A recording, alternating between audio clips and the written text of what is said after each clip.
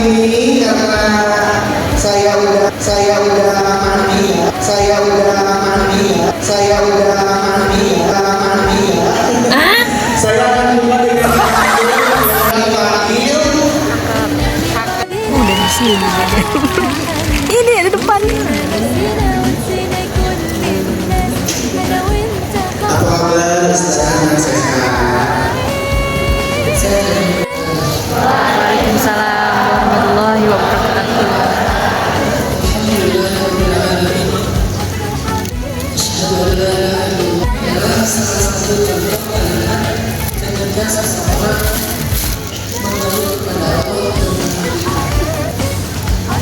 Seringkali kita nggak sadar kalau kita itu terjebak dalam keluh kesah. Kan kadang-kadang topik yang paling seru itu gibah. Iya. Ada sebutan gibah, orang kan dengan SOP lagi Tuhan suaranya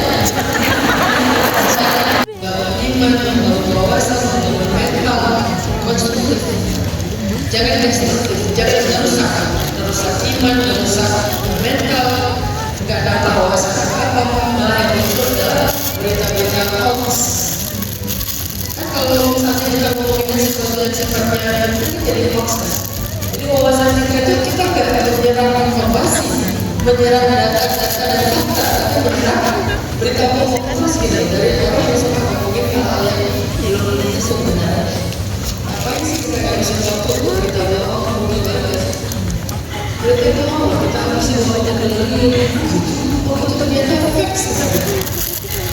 Apalagi kita sekarang ada di era deepfake, era yang kebohongannya itu sudah sangat manipulatif, bukan sekedar kebohongan yang kebohongan yang nggak bisa dibedakan dengan kebenaran. Misalnya kita ada di era AI, mungkin sebentar lagi akan masuk ke era AGI, nanti setelah AGI muncul di era lagi SI. Artinya kita ada di era itu. Nah dengan kondisi di era itu, masa kita mau menghabiskan waktu kita untuk mendengar dia akan gak bergerak di lapangan dan makanya poin kedua, ganti keluh kesah kita dengan harus yang biasa kalau tentang hidup, coba sesekali kalau nggak bisa diganti 100% diimbangi ya, coba sesekali bicara yang banyak.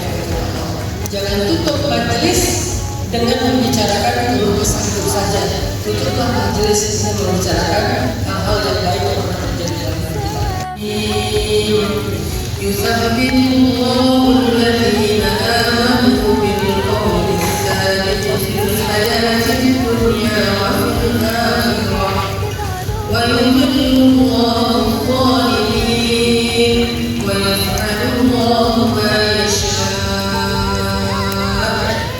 Yusabbitillahu alladhina amanu, Allah akan meneguhkan orang-orang yang beriman. Yusabbit itu dari kata sabat. Sabat itu artinya teguh, gak roboh. Begitu terjadi guncangan, begitu terjadi badai, dia tetap berdiri tegak, itu punya sabat. Apapun yang terjadi dia tetap sabat, tetap bertahan, punya sabat. Kita punya doa itu yang melibat dulu sabat itu lebih hanya membolak-balikan hatinya, teguhkan, tetapkan hatinya dalam agama maupun dalam kepada juga di ujungnya. Itu arti sabat. Bagaimana Allah meneguhkan seseorang? Bagaimana cara Allah membuat kita bertahan di masa-masa yang sulit? Terjadi guncangan kita berdiri tegak, terjadi badai yang tidak roboh. Gimana caranya? Kata Allah, bil qawli tsabit, dengan ucapannya. Fil hayatid dunya wa fil akhirah, dalam kehidupan di dunia dan kelak di akhirat. Sama, ucapan itu mempengaruhi hidup kita di dunia dan hidup kita di akhirat. Hati-hati dengan ucapan. Orang yang ucapannya baik, dalam bahasa surat Ibrahim disebut dengan kalimatan thayyibah. Ada di ayat 24. Ada di ayat 20. Ya 24. Kalimatan thayyibah. Alam tara kaifa daraba Allah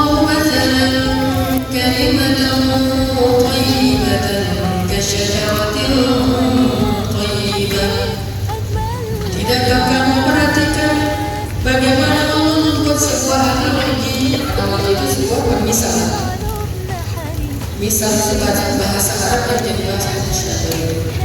Isa justru akan menjadi racun sejadi tawab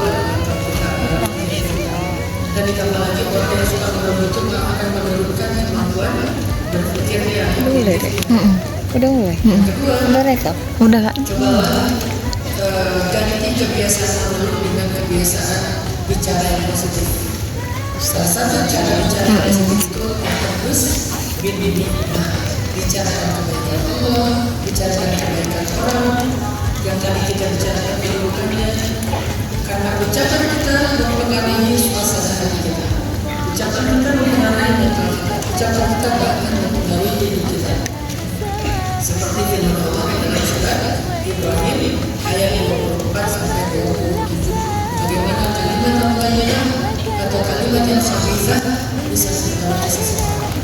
Yang ketiga, belajar hikmah setiap kali kesedihan. Kalau kita lagi dikasih ujian, Banyak kan yang batu. jangan cuma dianggap itu sebagai musibah. Jepang dari haji gitu ya. Dia bahagia Kena virus. pendidikan kurikulum Allah langsung kepada kita. Tidakkah kita bahagia dikasih pendidikan Allah sendiri bikin kurikulum buat kita? Personal banget, nggak general, nggak standarisasi, sangat personal. Allah yang kasih kita metode dari ini kurikulumnya supaya kamu sukses. Coba lihat dari sudut pandang video. Tapi metodenya atau syarat belajar ilmu hikmah itu satu, sabar, jangan banyak, jalanin aja. Berapa lama sabarnya?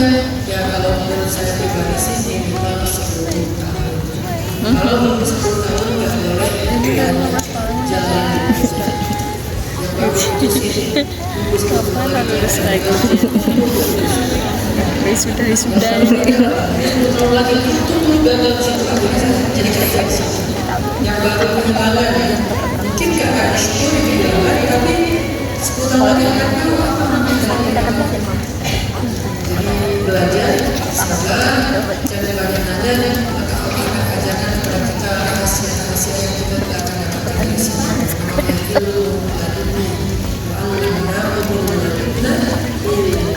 Dan yang terakhir, belajarlah untuk memahami bahwa ujian itu adalah bahasa cinta Allah kepada kita.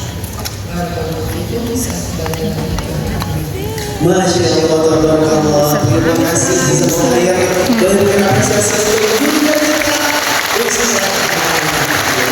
Kita akan masuk ke sesi silakan izin yang sebenarnya kita akan masuk ke sesi tanya jawab ya. Ini karena waktu mungkin hanya beberapa yang tadi beruntung terpilih untuk bertanya.